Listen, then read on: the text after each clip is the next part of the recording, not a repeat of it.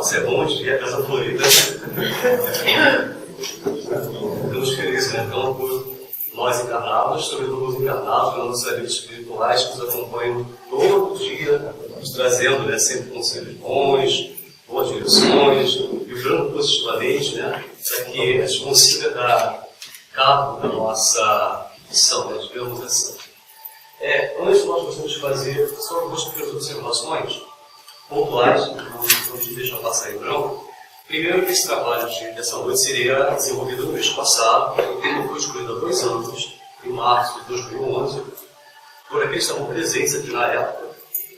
Se lembra, a gente faz uma espécie de enquete, aí as pessoas escolhem um tema, e na sequência, o Francisco de Assis cairia para 2012, a gente fez um outro trabalho naquela época, que está respeitando a vontade de vocês. E uma agradecimento especial sobre o nosso companheiro Eliseu Bartosz, que está aí, que generosamente cedeu o mês dele dentro da agenda anual de estudos, para que nós pudéssemos trazer esse trabalho para essa noite, que não seria dessa forma, mas quis Deus que assim fosse, com o espiritual superior também. Então nós vamos falar um pouquinho sobre Francisco de Assis. Na verdade, tudo que nós dissessemos aqui a respeito só da vida dele, demandaria horas, um trabalho minucioso, profundo. E nós fizemos uma leitura um pouco diferente da vida de Francisco. Entendemos que seria interessante, já que, por incrível que pareça, a mensagem de coincidência não existe. Ontem, uma das páginas, falava sobre a reencarnação. E hoje nós vamos falar sobre a reencarnação. As reencarnações de Francisco de Assis. E também vamos ver um pouquinho da Bíblia, porque não, né? Espírita de Bíblia. Inclusive, no Velho Testamento, de lá nós vamos apreciar um pouquinho desse nosso companheiro chamado Francisco de Assis, ou o Peverel, ou seja, o pobrezinho. Certo? Vamos lá. No livro do Verso de Vida, o médico de Santana, através do Espírito Áureo, Gestão pela Fé, e prefaciado por Francisco Thyssen, que foi presidente da Federação Espírita do Estado do Rio Grande do Sul. Ele traz uma informação muito interessante para todos nós, creio que uma boa parte, que ainda não tivesse essa informação. Francisco de Assis foi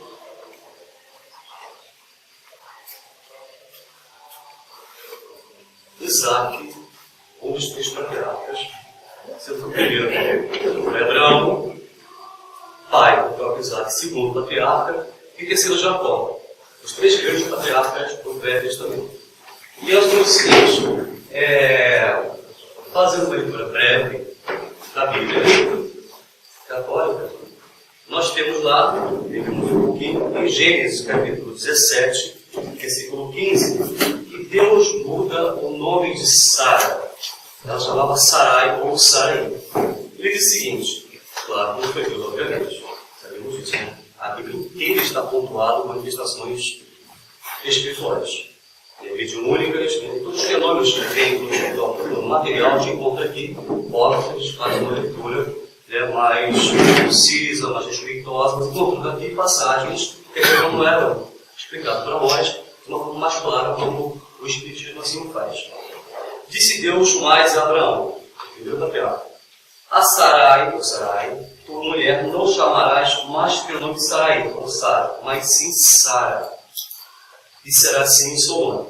Porque eu a hei de abençoar e hei de te dar a ti e a ela um filho, e abençoarei, e será mãe de todas as nações. Reis de todos os povos serão dela, ou seja, através do próprio filho. Então caiu Abraão sobre o seu rosto e riu-se, e disse no seu coração: há um homem de 100 anos, a idade de Abraão na época, há de nascer um filho, e considerar Sara na idade de 90 anos. Claro que a gente entende que a contagem de tempo era diferente da nossa. O calendário gregoriano não era utilizado naquele momento. Então contava-se por outra medida de tempo que não é essa que a gente tem hoje em dia. Era uma outra convenção. E disse Abraão a Deus: oxalá que viva Ismael diante do teu rosto. E disse Deus a Abraão: na verdade, Sara, tua mulher, te dará um filho, e o chamarás de seu nome de Isaque. Com ele estabelecerei o meu conceito, por conceito próprio, para a semente depois dele. E nós temos, então, a primeira história que nos remete, né, ao nosso tema dessa noite.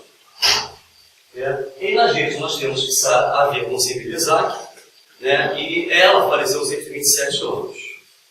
Interessante que Abraão era um médium magnífico, ele ouvia, ele era um médium audiente e ouvia, né, muitas das informações pelo mundo espiritual. Num dado momento, Isaac estava nessa época com 37 anos e ele recebe uma informação de Deus dizendo: Abraão, leve Isaac para um determinado local e o coloque em holocausto. Abraão assim o fez, muito preocupado, mas temente a Deus. Ele construiu um altar e nesse altar ele deposita Isaac para que seja sacrificado. Num dado momento, o que acontece? Um anjo surge para Abraão, segura em sua mão e diga: não, você não fará mais isso. Eu te encaminharei para um outro local e lá então você sacrificará um cordeiro em intenção a Deus. Claro, naquela época havia todos os processos de holocausto, dava-se vítimas a Deus, ou aos deuses, era o politeísmo naquele momento. Então foi nesse momento em que percebeu-se que Abraão passou pelo seu modo teste, ou seja, daria ao seu filho, né, em holocausto a Deus. Só que não foi preciso. E aí o tempo passa, mais ou menos 17 séculos depois, surge uma figura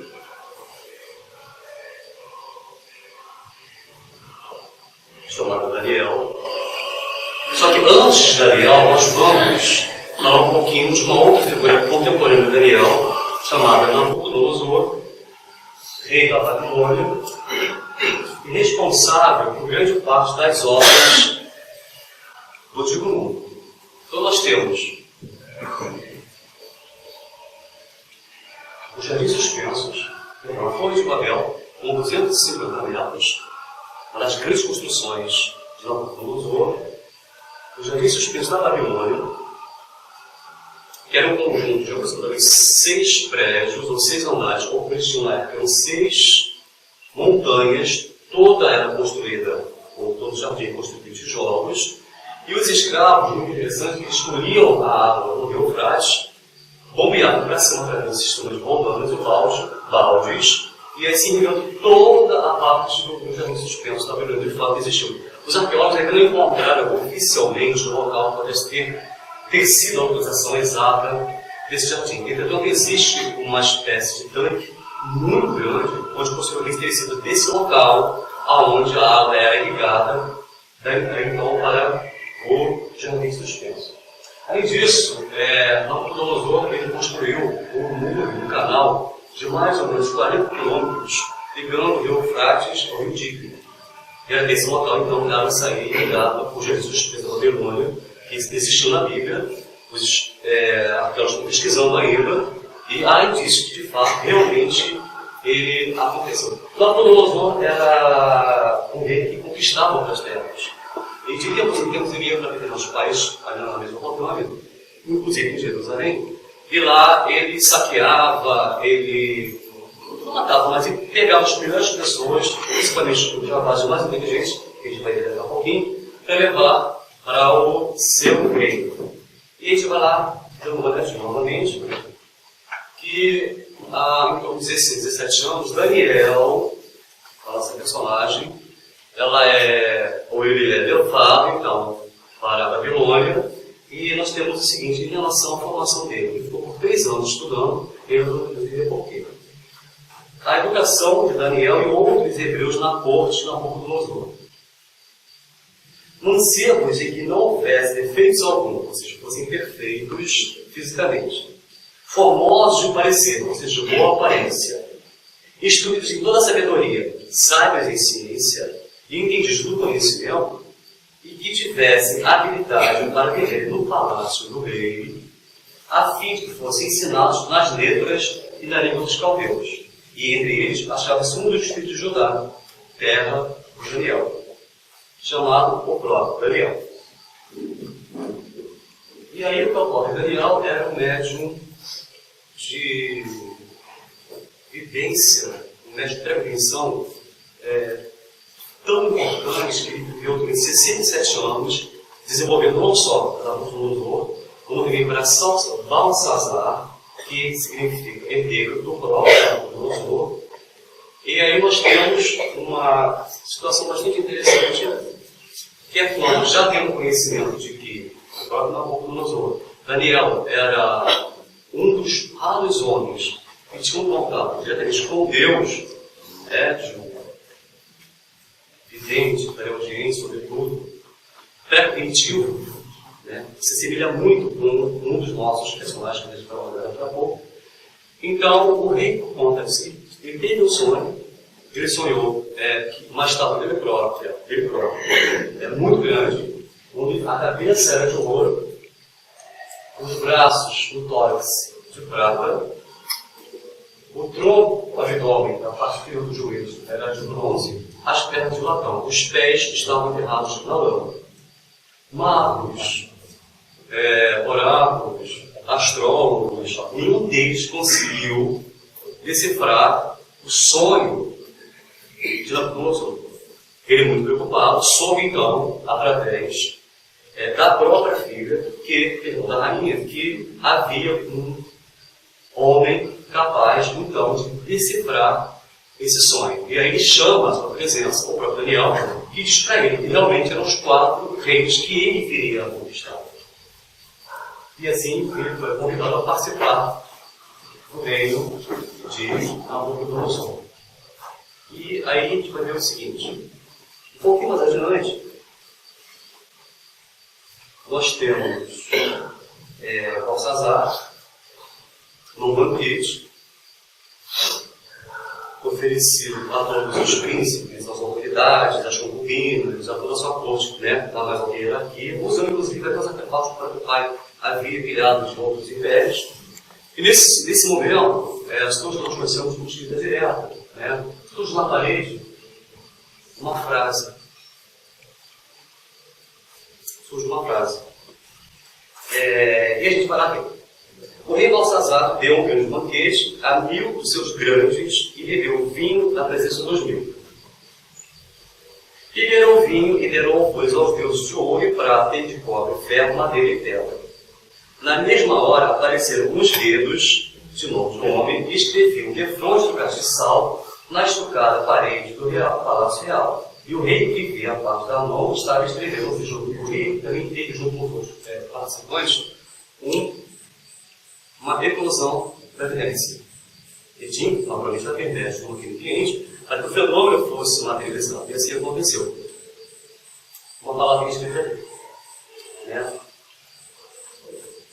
Daniel, em sua frente, respondeu a ele, a gente foi chamado e disse: os teus dons que ele havia prometido ao Balsazar a Daniel, se ele traduzisse aquelas palavras que estavam presentes lá na parede, daria a ele grande parte do reino. E ele respondeu: os teus dons fiquem contigo, e dá os teus presentes ao outro. Todavia, lerei ao rei a escritura, e lhe farei saber a interpretação. É interessante, o que vem escrito aí. Naquela parede. Mene, tekel, uvarsim. Que significa: contou Deus o teu reino e acabou. Contou Deus o teu reino e acabou. Pesado foste na balança e foste achado em falta. Pesado foste na balança e foste achado em falta. E naquela noite, Balsazar foi morto pelos soldados de Ciro, que haviam cercado a Babilônia, sobretudo naquele local onde estava localizado o palácio. E aí Ciro entrona, ou seja, uma vez que Balsazar havia sido morto, entrona seu sobrinho chamado Dario, para que viesse então a governar o império da Babilônia. 6 anos depois, percebeu-se que Daniel, muito fiel ao seu rei, o que ele faz, contrariando novas determinações religiosas que o próprio Dário, ou Dario, e outros príncipes daquela redondeza haviam determinado com relação à parte religiosa, não se poderia fazer nenhuma rendição a Deus durante 30 dias. Claro que Daniel jamais abriria mão de ser fiel à sua fé, à sua crença no Criador, no Pai e em Deus. No determinado momento, ele se retira para sua casa, simples, naquele momento, de portas janelas abertas, e por 3 dias ele faz uma oração fervorosa a Deus. Naturalmente, passaram por em da casa dele e viram que as portas estavam abertas, viram que ele estava direto ao chão, cobrando a Deus um pedido, uma graça, uma ação. Esses mesmos homens foram, então, a Dario, olha, aquele que é teu preferido, que Dario gostava muito, inclusive de Daniel, está rendendo graça àquele que não é você. É isso aí. Todos deveriam render graça, irmandade e pedir ao próprio Dario como se fosse Deus. E Daniel investiga contra ele. Mas haveria, então, um castigo. Era justamente esse, onde todos aqueles que contrariassem, né, as leis reais e as leis religiossas seriam atirados, então, à cova dos leões. E assim também aconteceu com Daniel. Curioso que, nas 24 horas que ele foi preso, foi detido, né, junto com os leões, o próprio Dario, ele não dormiu, não se alimentou, passou o dia inteiro em claro, devido à simpatia ou apreço que tinha por Daniel. No dia seguinte, após 24 horas, a primeira coisa que ele fez, trouxeram ele de jejum, ele não quis, rejeitou, passou o dia inteiro em claro. E a primeira coisa que ele fez foi ter, então, no local onde estava Daniel, para ver o estado o amigo dele, né, o vidente, se encontrava. Para sua sorte, estava Daniel inteiro. Vários espíritos protetores magnetizaram os leões, olha os espíritos desmistificando muita coisa que estava ali então. Os leões adormeceram e nenhum deles atrapalhou o leão. Interessante. A gente tem aí então uma figura bíblica, sendo como todos são protegidos, orientados pelo plano superior, sobretudo porque Daniel também teria mais outras questões de relevância para frente. Né? Durante 67 anos ele foi o vidente, não só, obviamente, do mostrou, do próprio Dario,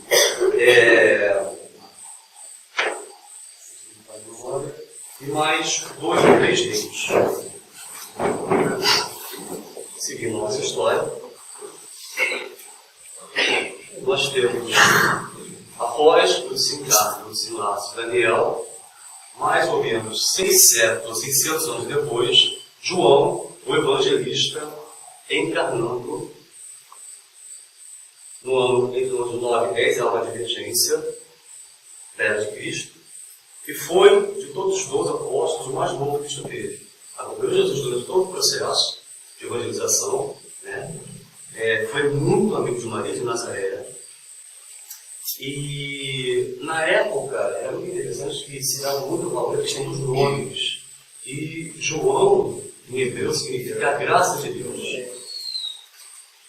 Era filho de Zebedeu e Salomé. Salomé era prima, era parenta de Maria de Nazaré, ainda no parentesco.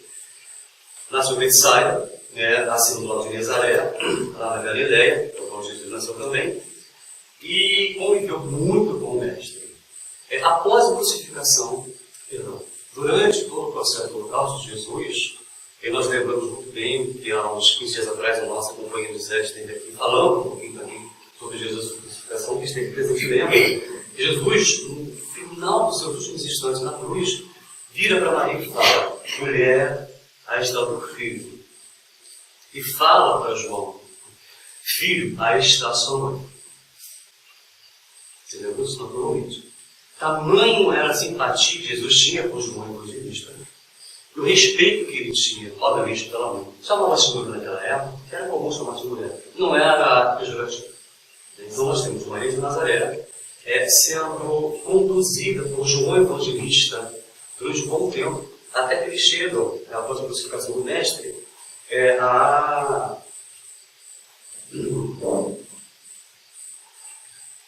a Éfeso. E lá eles estão numa pequena casa que está lá até hoje. Romarias de pessoas vão até lá ele percebe que a casa tem uma energia, uma vibração singular. Pessoas retornam de lá transformadas por conta do magnetismo revelado nessa casa. Maria evangelizava todos aqueles a que ela encontrava pela frente. E João também. Até que Tiago falece, Tiago morre, ele foi sacrificado por oficial dos soldados romanos. E então, João passou a ser também perseguido pelo Império. Em vez de não ter preso. Até que, no momento, teve um dos reis que resolveu levá-lo, então, para a ilha de Patmos. E nesse momento, existe uma outra figura que surge na nossa história, que é um jovem, filho de pais ricos, chamado Patmos, que vai para Roma estudar, mas como é doutor, e de repente ele é cometido por uma doença grave na época, que era a lepra, e ele se viu obrigado a retornar para esse local. Isso eu não vou fazer, mas é basicamente isso que eu vou ver daqui a pouquinho. Então, o que acontece? Só dá uma pausa, gente, por favor.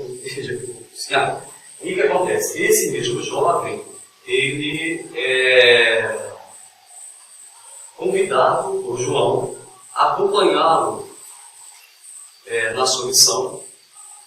E nesse instante, ele também se vê convidado por João a ir para Patmos, e lá ele recebe, diretamente do espiritual superior, Patmos, as informações de Jesus. E o último grande presente de João Evangelista, além dos 3 livros que ele levou, as cartas do Apocalipse. Ou seja, é o último livro da Bíblia. Eles encerram, então, nesse instante, essa passagem. E vamos... João era considerado o discípulo predileto de Jesus, assim como Pedro e Tiago. Quando Tiago falece, ele é morto, na verdade, é quando João passa mais perseguido do que até então. A gente vai dar mais só para o Rio e vamos chegar então ao nosso Poverello, como a gente colocou depois, de Assis, ou seja, um pobrezinho de Assis. Isso depois de aproximadamente 1080 anos, ou seja, quase um século depois, João retorna então, dessa vez, na personalidade de Francisco de Assis, o pobrezinho, que na época era um rapaz jovem, famoso, inteligente, tinha muitos amigos, vivia a vida como se fosse um paraíso. O pai era talvez esquecido que todos conhecem, muito rico. A mãe, sua mãe, Maria de Cadilho, ou Dona Rica, era uma mulher vigorosa e crente a Maria de Nazaré, tanto que quando ela se restaurou de graça, o próprio pai, ele tem um sonho, ele imaginou que fosse Jesus, só que na realidade eram os papas anteriores daquela época, que tinham uma referência de Jesus barbudo, alto, forte, e esse papa, segundo o próprio pai, o Francisco, o São Giovanni, imaginava que fosse Jesus. O sonho diz que o filho se chamava Francisco. A mãe, a Dona Rita, Dona Cadinho, muito sensível, médium, vigorosa, de Maria de Nazaré, quis que Francisco nascesse como nasceu Jesus, ou seja, numa multidão, no estado. Assim fez. Uma das empregadas foi, junto com ela, já na hora de Francisco ou igreja encarnar. Então ela tem, naquele momento, uma luz que desce sobre ela e sobre a barriga, e é justamente João retornando para o material, no sentido novo. Cores, sons, como se fossem anjos cantando, era Poverello, como o Brasil Assis, chegando para dar continuidade ao seu projeto, à sua missão. Detalhe, Francisco nasceu no momento em que Assis vivia uma ambiência na psicosfera de uma docilidade, de uma candura, de uma tranquilidade muito pouco vista até então. O próprio Evangelho do Cristo, depois de 1000 anos, tinha sido completamente diluído pela igreja. Ninguém mais praticava nada da boa nova. Todo mundo tinha esquecido completamente aquilo que Jesus veio fazer. Por que Francisco não retorna então na igreja? João volta então na personalidade de Francisco, para testificar, para exemplificar tudo aquilo que tinha junto na figura de um evangelista, colocar em prática junto com a sua mãe. Então retorna João, agora de Francisco de Assis, e dá sequência a todo esse processo. Francisco, como eu disse, era um rapaz muito jovial, muito alegre, muito entende viver o seu movimento, ela já tem de Assis, e num dado momento encontra, né, uma pessoa clara, filha de pais ricos, prometida a um rico marido, pretendente, que ela também não queria, e de repente eles se encontram. O encontro dos dois foi tão intenso, nós não podemos dizer quem foi que era Assis anteriormente. Algumas viram assim, uma que esse irmão de Nazaré, mas não foi possivelmente, de encontro de respaldo dentro da doutrina, e outra que tem sido alguém muito próximo a João Evangelista, ou anterior até mesmo do próprio Daniel, que reencarnou então na posição de Clara de Assis, que depois veio como Joana d'Arc, que hoje é a João de Cruz e hoje é a nossa conhecida mentora do João do Carmo.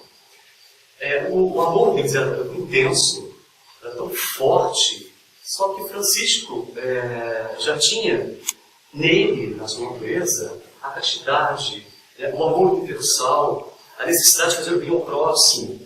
Francisco, por onde passava, ele atendia as pessoas, os pobres, os doentes. Tinha o hábito, inclusive, naquela época, da questão do medicamento, de lamber as feridas.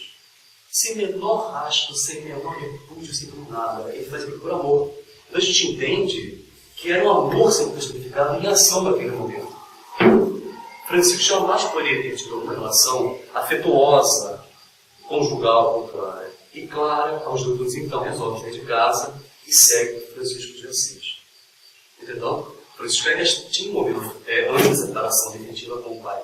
Para que ele fosse contador, fosse um homem das letras, fosse matemático, para cuidar dos negócios dele, e Francisco queria outra coisa. Naquele momento, aquele período de Assis, ao invés de estar em guerra com outros povos, ele estava assim, muito entre servos e nobres, que eles queriam expandir os territórios. E Francisco muito aguerrido, né, muito envolvente, muito apaixonado, juntou os amigos todos, vão para a luta, e assim fizeram, e eles foram. Durante o período de uma dessas lutas, foram 2 na realidade, Francisco ficou preso por 1 ano, e nesse ano ele ponderou muito, ele se mandou um processo de introspecção tão grande, ele queria encontrar a resposta para aquela vontade visceral que ele tinha de ajudar o próximo. Não entendia por quê. Que a igreja tinha suas convenções, porque o bem para ele era um bem, era uma coisa comum, inerente ao convenção, não desde que se expusesse a praticá-lo, ele não tinha resposta. Até que, num belo dia, ele fica doente durante esse ano e retorna a Assis. Né? Quando ele retorna ao lar, ele já percebia-se uma nítida mudança. O homem velho tinha ficado lá atrás. Na verdade, ficou em Perúdia, local para onde eles iriam. Né? E ele foi preso. Ele retorna para Assis. Passando pouco tempo, surge uma Segunda Guerra. Ele consegue novamente regimentar todos os amigos. Só que dessa vez ele não vai mais para frente. No meio do caminho, ele cai doente e os amigos seguem, já para a luta, e ele permanece lá. E isso foi escolhido. E foi uma febre violenta que ficou de campo por muito tempo. Nesse período, mais de uma vez, ele ouve uma voz que o clama para que ele abandonasse as questões materiais e fosse segui-lo. E essa voz naturalmente era Jesus. Né? No outono de 1204, a saúde de Francisco começou a ficar mais complicada, a não se restabelecer. E quando Francisco, então, foi para uma gruta, e lá, mais uma vez, ele entra nesse processo, muito possivelmente de mediunidade, de meditação, e ele compreende a necessidade que tem de realmente abrir mão de todas as posses materiais, sem litígio, sem briga, sem nenhum problema com a família, sobretudo com o pai, retorna para si, e o pai o obriga a seguir o caminho que ele queria. Ele fala, quero mais. Eu tenho tudo que você tem até hoje, você é obrigado a fazer o que eu quero. Francisco ela entra no quartinho, se veste completamente, retorna, isso de uma multidão formada na frente, dentro da casa do pai, entrega as roupas ao pai e sai no mundo fora. Detalhe, lá na Europa, é muito frio.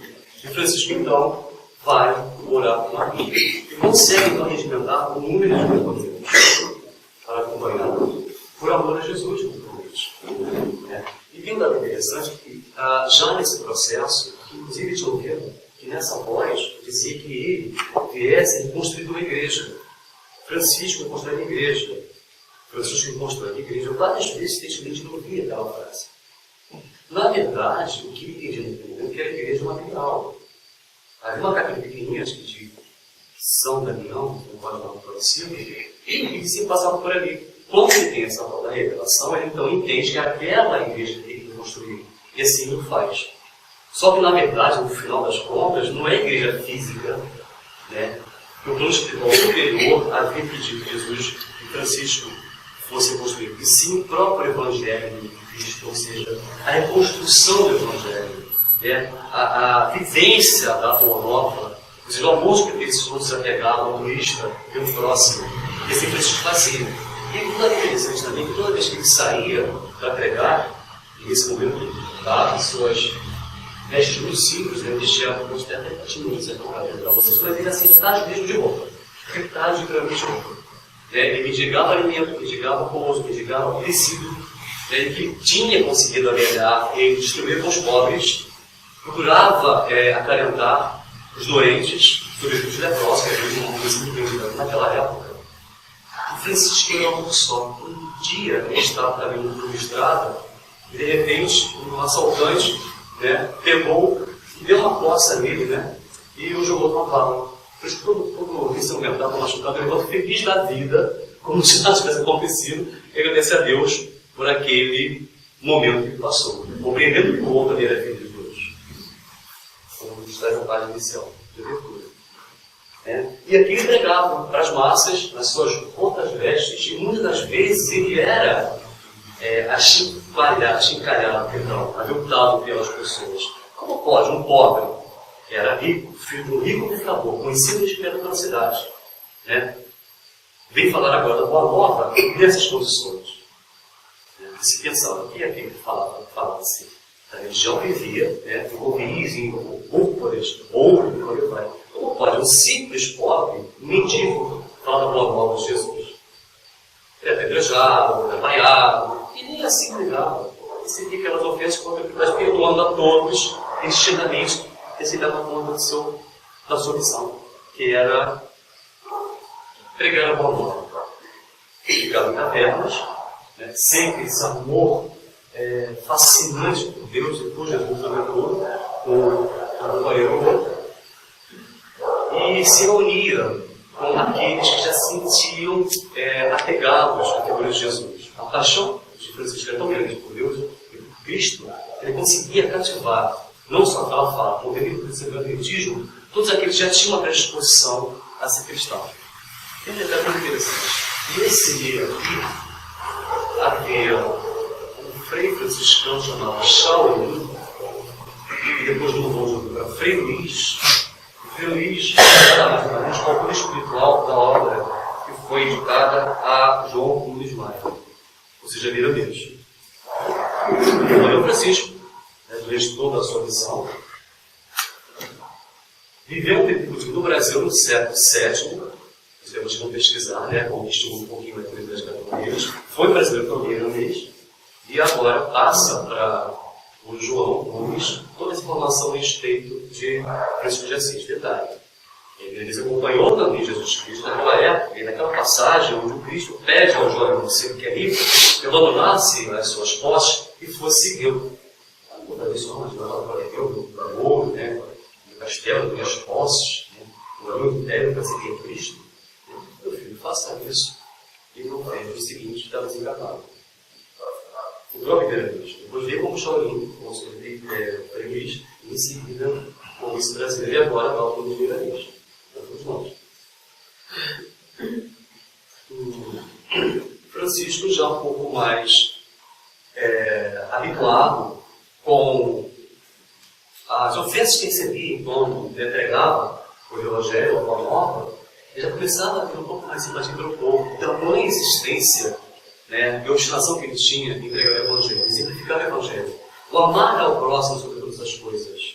Nesse momento, outros tantos franciscanos o seguiam. Nesse momento, a comunidade de Assis já tinha um pouco mais de respeito, né, e reverência a Francisco de Assis, que ele fazia a sua oração, a sua oratória, com mais tranquilidade, com mais conforto. É uma passagem muito interessante também de Francisco, e nós temos isso lá atrás com João, né, de Patmos.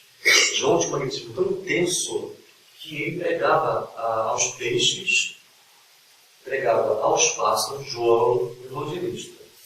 Quando ele falava o farfalhar dos ventos sobre as árvores amainava, ficava um silêncio quase palpável. O magnetismo que João tinha era tão grande que ele conseguia, no seu entorno, uma atenção totalmente corrigida para ele, para o vento, para a sua voz, falando das coisas de Jesus, das coisas do céu. Mesma coisa Francisco de Assis. Nesse momento que ele pregava para a natureza, ele dava para as irmãs artes e filhas ou irmãs. Deus é o nosso Criador. Somos todos mesmo filhos da mesma fonte. Então, Francisco de Assis é o padrão que nós mas até hoje. Então, quando Francisco chegava, tamanho do seu magnetismo e a sua radiação de força e de amor, ele conseguia trazer para si todas as atenções. Reino vegetal e reino animal. João Evangelista, quando sai da ilha de Patmos, percebe-se, interessante também uma passagem um pouco lá atrás, que tinha, obviamente, segurança, né, os soldados que o vigiavam. 4 deles, sobretudo. João conseguiu converter o seu cristianismo. E quando eles perceberam, já no final da vida de João, eles vão ter que sair da ilha de Patmos, eles perceberam uma nuvem muito forte, muito escura, e uma mancha no céu, uma mancha muito escura no mar. Era um bando de aves saudando João Evangelista, que estava saindo de Patmos, e um cardume imenso de peixes, segundo a história, nunca houve nada parecido até então. Então, aves e peixes acompanhando João Evangelista, sem contar que momentos antes, quando ele foi para Patmos, na época tinha seu hábito de cozinhar com óleo fervente ou azeite todos os prisioneiros. E assim, João também passou pelo mesmo processo, por esses mesmos centuriões. Um pequeno detalhe: foi colocada a caldeira de óleo, acesa a fogueira, deitado o azeite ou óleo, acendeu-se o fogo, entrou em ebulição, aquele viscoso. João foi posto lá dentro. E quando João sai completamente irritado. Nós temos uma manifestação espiritual imensa. Nenhuma célula do corpo físico de João foi abalada pelo óleo fervente. Quando os soldados chegam e veem João inteiro, eles saem do caldeirão e estão estaciados. A partir desse momento eles se transformam em cristãos. E João prega para eles. São os milhares que no final dos 4 anos que João fica em Patmos, o acompanham de volta ao território, ao continente. E aí se vê então esse movimento desses gêmeos, o hino do nosso território, aves e peixes acompanhando o último momento em que João sai dessa ilha. João Evangelista foi, de todos os apóstolos, o único que faleceu, desencarnou aos 88 anos de morte natural. Todos os outros tiveram uma morte um pouco traumática. Acompanhou Jesus, acompanhou Maria de Nazaré e retorna a um século depois da figura de Francisco de Assis. Então a gente percebe aí como a encarnação, como um presente divino, premia cada um de nós indistintamente, para que a gente compreenda que o amor é a única solução que existe na face da terra. E assim como Isaac, assim como Daniel, assim como João Evangelista, Francisco de Assis também exemplificou o amor. E a gente gostou mais um pouquinho. Bom, nós temos claro que abriu mão de um casamento rico, que a família queria, acompanhou Francisco de Assis em toda a sua trajetória, viveu um amor intenso e transformado de um amor carnal, digamos assim, um amor altruísta, um amor universal. Aprendeu a transformar esse amor físico de apego com Francisco num amor maior, num amor supremo, e ela cria então uma ordem das Clarissas, ou Clarices, tem uma divergência de Clarices.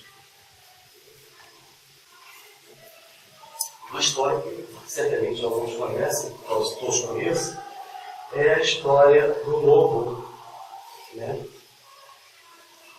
De Rubio, né? Francisco morava nessa cidade, eles colocavam um Rubio, uma certeza do lobo, era um condado de mesmo nome. E nessa época apareceu um lobo feroz que atacava as pessoas, atacava as criações, trazia um terror para o local, né? Rubio, né? E E Francisco soube da presença dessa fera nessa localidade, até porque ele morava aí também. Então, no momento, ele chama esse lobo até a sua presença, na presença de todos. Ele fala: anda cá, irmão lobo, eu te mando da parte do Cristo que não faças mal nem a mim, nem a pessoa alguma. E que coisa maravilhosa, logo depois de Francisco de Assis, essa rogativa, essa conversa, esse diálogo com o lobo é muito grande. Então, sugiro aos companheiros que tiverem interesse, pesquisem em livro ou fonte, é longa, mas é de uma poesia a compreensão do lobo, por conta da ascendência magnética que Francisco de Assis tinha sobre cada uma das pessoas, e também no bem e no mal. Já vimos os pássaros, vimos as árvores, né? E também, porque não, o lobo, uma fera, uma besta fera, e o lobo abaixa a cabeça, que a gente vê aqui, dá a patinha para Francisco de Assis, sinal de respeito, né? De aceitação, de aceita, e assim o volta e nunca mais ataca. Se transforma, inclusive, protetor da cidade.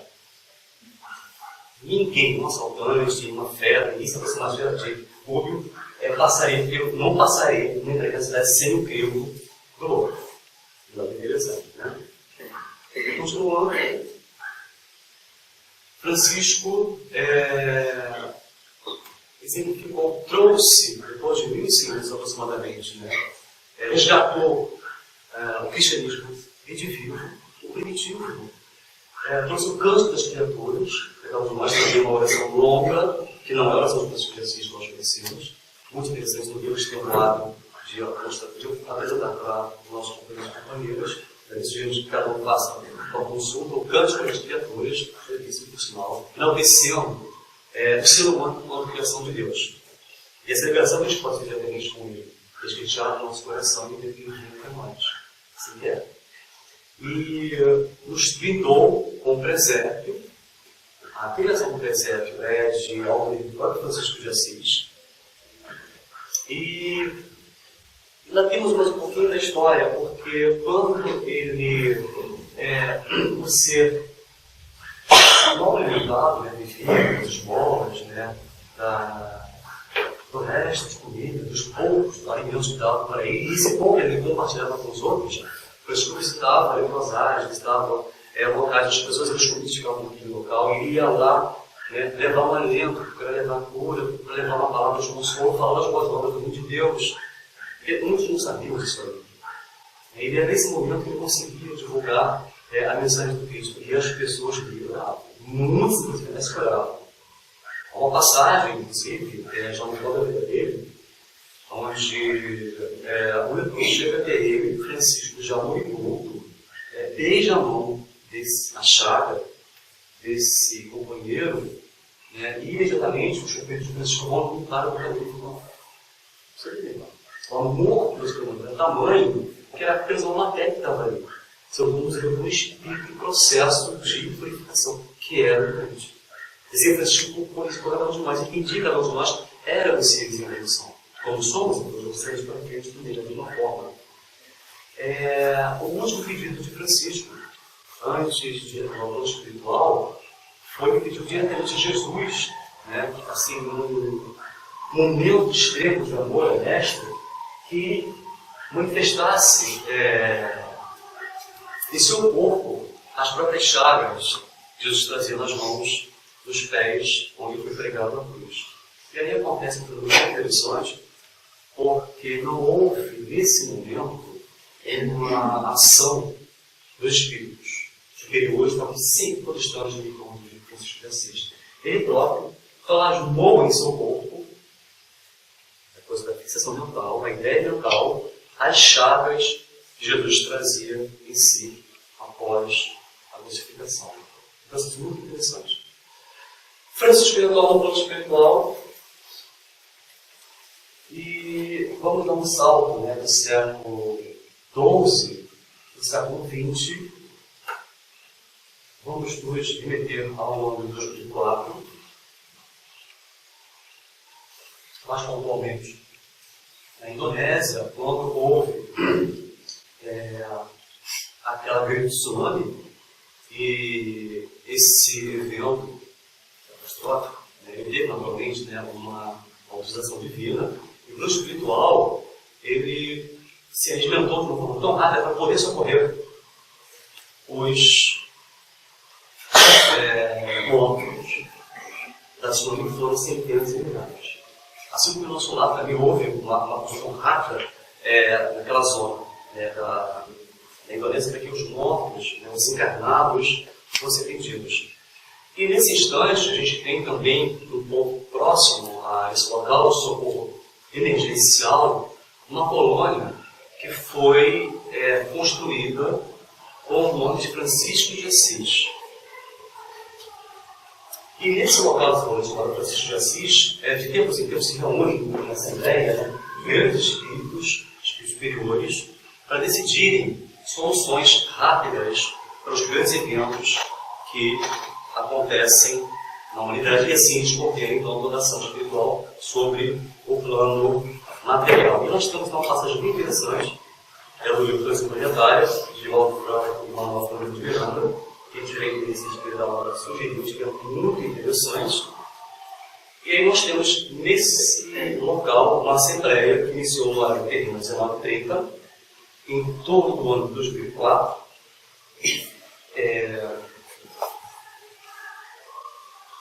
Eu vou ler rapidamente, nós temos tempo, para que a gente não altere a essência da obra.